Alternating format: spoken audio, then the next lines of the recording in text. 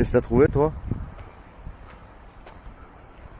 Je t'ai dit, c'est plein de trous. Et en fait, les espèces de puits, on va dire comme ça. Exactement la même chose. Oh! Là, ça résonne. Je t'ai dit, il y a des grottes de l'autre côté, on voyait que c'était un puits de lumière et on voyait un passage comme ça qui traversait comme ça. Bon alors, soit c'était des grottes, soit il y avait un réseau d'eau vraiment perfectionné à l'époque. Mais de l'autre côté, j'ai l'impression que plus que c'était des grottes sur le puits de lumière qui est juste là-bas derrière. Là. Ah, tu vois, regarde, je raconte des conneries, mais pas tout le temps. Regarde un peu. Il y a les marches qui descendent là. Et ça devait sûrement, encore une fois, des catacombes. Et il y avait certains puits de lumière, en fait, pour donner simplement de la lumière. Voilà. Mais c'est quand même dingue. Regarde ça. Je t'ai dit, il y a tout des grottes dessous. J'en étais sûr.